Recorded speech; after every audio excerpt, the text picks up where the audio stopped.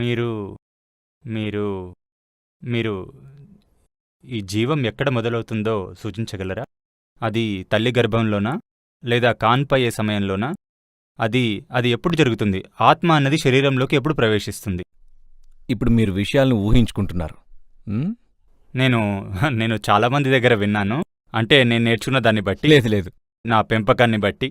నేనిప్పుడు మీ గురించి, నా గురించి, ఇక్కడ ఉన్న వారి గురించి మాట్లాడదాం అనుకుంటున్నారు. మీరు ఆత్మ అనే వేరొకరిని తీసుకొస్తున్నారు ఇక్కడికి. సరే, మనం జీవం అనే పదం వాడదాం. ఎందుకంటే సరే. ఆత్మ అన్న పదాన్ని ఇష్టం వచ్చినట్టు వాడేశారు. ఆ, మీకు తెలుసు కదా, ప్రజలు ఆత్మబంధువుల్ని వెతుకుతున్నారు. మనకి ఈ విషయం తెలుసు, ఎంతో స్పష్టమైన విషయం. అదేంటంటే మీ శరీరానికి సహచర్యం కావాలి, మీ మనసుకి సహచర్యం కావాల్సి రావచ్చు. కాని ఆత్మ అన్నది అది పరిపూర్ణమైనదైతే దానికి సహచర్యం అవసరం లేదు, అవునా? కానీ ఎన్నో విషయాలు జరుగుతున్నాయి. సరే, మనం దీన్ని జీవం అందాం, సరేనా? ఎందుకంటే ఈ పదం అంతగా కలుషితం కాలేదు కాబట్టి. సరే, మీకు ఇంకా వివరంగా చెప్పాలి అంటే జీవం శరీరంతో ఊరికే అలా జతపడదు, అది ఒక ప్రక్రియగా జరుగుతుంది. ఒక స్త్రీ లేదా తల్లి గర్భం దాల్చినప్పుడు 2 కణాలు ఒక్కటై ఆ తర్వాత ఒక మాంసపు ముద్ద అవుతుంది. ఈ మాంసపు ముద్ద జీవంగా మారాలంటే గర్భం దాల్చిన 40 నుండి 48 రోజుల తర్వాత జీవ ప్రక్రియ ప్రవేశిస్తుంది. వైద్యుల ఉద్దేశం ఏమిటో నాకు తెలీదు. ఇక్కడెవరన్నా డాక్టర్లున్నారా? ఓకే ఓకే, సరే సరే. నేను ఇది నా స్వానుభవంతో చెప్తున్నాను.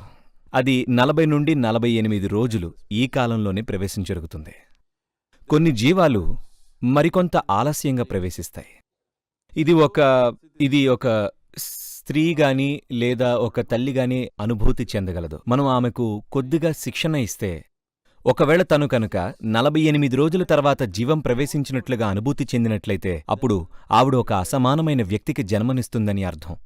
ఎందుకంటే ఇలాంటి జీవం స్థిరపడ్డానికి కొంత సమయం తీసుకుంటుంది. ఒక అసమానమైన జీవం రాబోతుందని అర్థం. మీరు ఇది వినే ఉంటారు. ఎవరో గౌతముడి తల్లిని చూసి ఆయన నువ్వు ఒక అసాధారణమైన వ్యక్తికి జన్మనిస్తావు అని చెప్పడం. అలానే ఎవరో యశోదను చూసి నువ్వు ఒక అసాధారణమైన బిడ్డకు జన్మనిస్తావు అని చెప్పడం. ఇదంతా ఏంటంటే నెల తప్పిన 48 రోజుల తర్వాత కూడా జీవం ప్రవేశించలేదంటే కొంచెం ఆలస్యంగా ప్రవేశిస్తుంది. దీని అర్థం ఒక అసాధారణమైన వ్యక్తి రాబోతున్నారు అని. ఎందుకని ఇలా అంటే నేను ఆ వివరాల్లోకి వెళితే మనం మరెక్కడికొలితే వెళ్తాం. కానీ సాధారణంగా జీవం 40 నుండి 48 రోజుల్లోపు ప్రవేశిస్తుంది.